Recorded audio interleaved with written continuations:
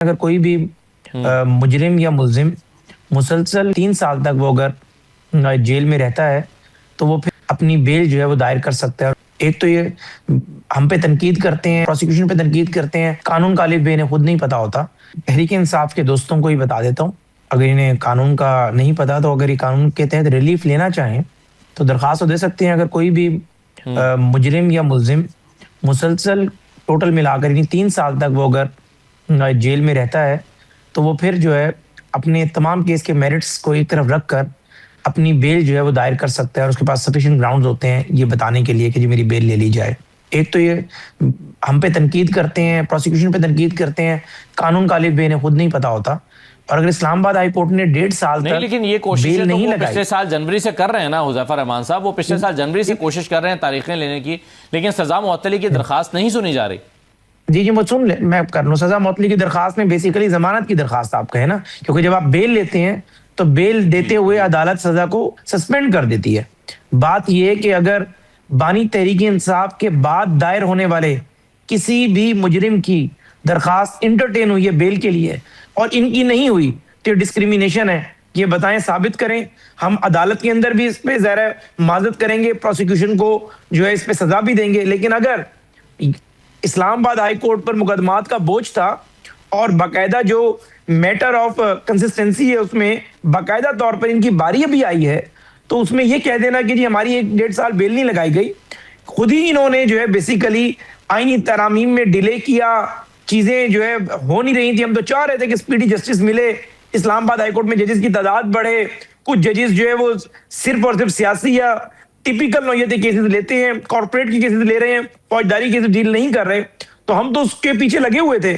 اور اگر اب ان کا مین میٹر فکس ہو گیا ہے تو ان کو تو بغیر اللہ کا شکر ادا کرنا چاہیے کہ بجائے کہ بیل لیتے ہیں، بیل کے بعد جو ہے اپیل جو ہے وہ کنٹینیوشن آف ٹرائل ہوتی ہے۔ اچھا، اس میں مگر دوسرا نقطہ بھی ہے نا حذیفہ صاحب، ابھی جو سلمان صفدر صاحب کہہ رہے ہیں وہ یہ کہتے ہیں کہ اگر آج بھی آپ مین اپیلیں سننا شروع کرتے ہیں تو شاید 6 مہینے لگ جائیں، 8 مہینے لگ جائیں۔ بشرا بی بی اور عمران خان دونوں بیمار ہیں، ان کو فوری طور پر ریلیف کی ضرورت ہے، تو یہ مین اپیلیں آپ سنتے رہیے، سننا شروع کر دیں، سنتے رہیں، لیکن ہو سکتا ہے 6 مہینے میں اس کا فیصلہ ہو، کیونکہ سائفر میں بھی 4-5 مہینے دلائل دینا پڑے تھے۔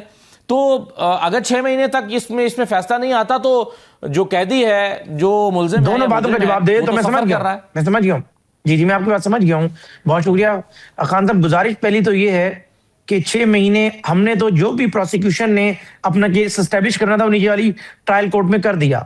اب جو اپیل جو ہے کنٹینیوشن آف ٹرائل ہوتی ہے، اس میں جو نکات ان کے رہ گئے یعنی ملزم پارٹی کے، یہ ضرور اس کو 6 مہینے کے بجائے آپ 1 مہینے میں کر لیں، 2 میں کر لیں، لیکن for the sake of argument آپ کی بات کو میں بڑا کر رہا ہوں تو بھئی آپ کو پڑی ہوئی ہے نا نیریٹو کی اور باقی چیزوں کی۔ اگر بانی طریقے سے آپ بیمار ہیں تو میڈیکل گراؤنڈ کے اوپر بیل اپلائی کریں، اپنی بانی طریقے سے لکھوائیں درخواست کہ میں بیمار ہوں، میں نے اسپتال شفٹ ہونا ہے، مجھے بیل دی جائے۔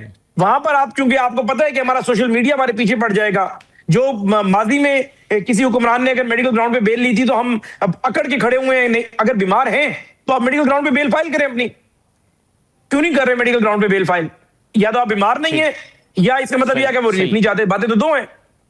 بانی تحریک انصاف کل اپنی میڈیکل رپورٹس لگائیں، اپنے شوکت خانم کے اسپتال کے ڈاکٹروں کی رپورٹیں لگائیں، اس میں بڑے بڑے ڈاکٹروں سے اپنے حق میں رپورٹیں لیں، اسلام آباد ہائی کورٹ میں میڈیکل گراؤنڈ پہ کریں کہ میں اور میری بیوی بیمار ہیں، ہمیں امیڈیٹلی اسپتال شفٹ کیا جائے اور ہمیں بیل دی جائے آن دی میڈیکل گراؤنڈ۔ یہ کیوں نہیں کرتے؟ تو باتیں دو ہیں، یا آپ بیمار نہیں ہیں یا آپ کا کوئی اور مقصد ہے، آپ چاہتے ہیں کہ بس میں سیاسی بناتا رہوں ہر معاملے کو۔ مگر ہاسپٹل شفٹ کرنے کے حوالے سے آپ کو یاد ہوگا کہ ڈاکٹر عظمیٰ نے، جو عمران خان کی بہن ہے، انہوں نے اسلام آباد ہائی کورٹ میں ایک درخواست ڈالی تھی، اس کا کیا ہوا؟ پھر ایک 2 رکنی بینچ، جسٹس ارباب طاہر صاحب کی سربراہی میں 2 رکنی بینچ تھا، اس نے ایک فیصلہ دیا۔ انہوں نے کہا کہ جو کمشنر ہیں اسلام آباد کے، وہ ایک میڈیکل بورڈ بنائیں گے، وہ میڈیکل بورڈ جا کر اس بات کی جانچ کرے گا کہ کیا عمران خان کو ہاسپٹل شفٹ کرنے کی ضرورت ہے یا نہیں۔ اس میڈیکل بورڈ کا کیا بنا؟ آج تک اس نے کوئی اپنی رپورٹ مرتب نہیں کی۔ یہ پچھلے مہینے کی بات ہے، 1 مہینہ اس کو تقریباً نہیں بتا دیتا ہوں آپ کو، میں خان صاحب بتا دیتا ہوں۔ جب عدالت یہ چلے گئے، ہم نے کہا فابیا ٹھیک ہے جو عدالت حکم دے گی، عدالت نے کہا میڈیکل بورڈ بنا دیتے ہیں۔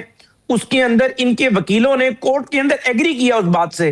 جب باہر آئے تو علیمہ خان نے کہا نہیں ایسے نہیں، ایسے ہوگا۔ بیرسٹر گوہر صاحب وغیرہ نے ایک ڈاکٹر کا نام بھی ریکمینڈ کر دیا، میں آپ کو چیک کر کے بتا بھی دوں گا۔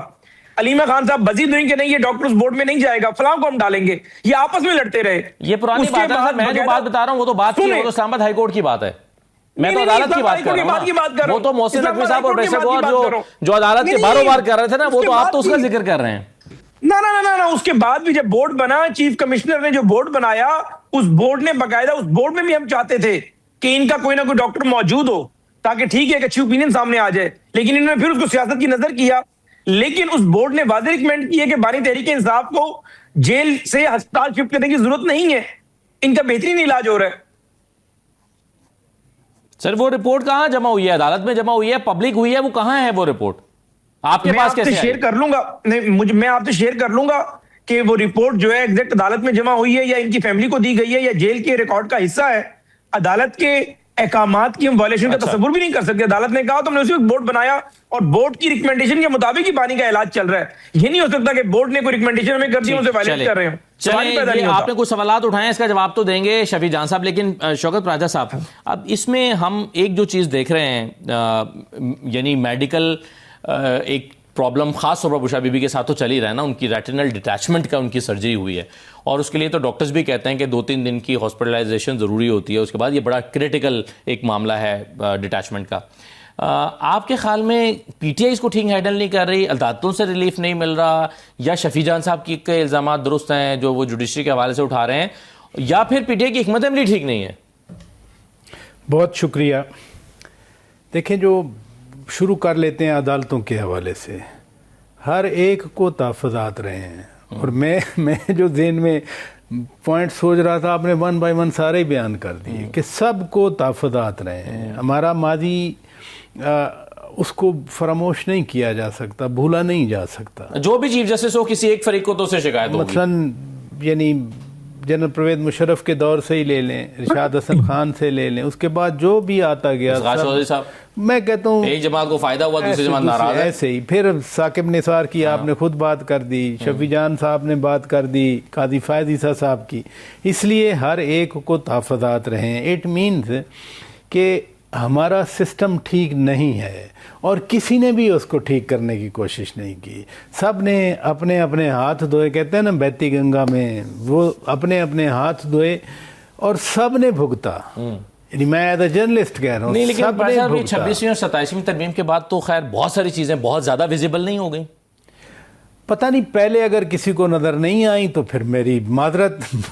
پہلے بھی ایسے سیم تھا. میں کہہ رہا ہوں کہ اگر پہلے, یعنی ہماری عدالت نے ایک شخص کو اختیار دیا کہ آپ آئین میں ترمیم کر لیں جا کر, یہ صرف ہماری ہی عدالت دے سکتی ہے یہ اختیار. ٹھیک ہے, پھر یہ جو ابھی ایک اور ایشو چلا ہوا ہے, ثاقب نثار صاحب نے وہ پتہ نہیں کہاں سے نکال کے وہ جائز قرار دے دیا اسی عدالت کے سامنے. جب یہ میاں نواز شریف کو نکالنے کی تیاری ہو رہی تھی, سب کو پتہ تھا کہ کیوں یہ عدالتی فیصلہ کیا آ رہا ہے, یہ بھی سب کو پتہ تھا.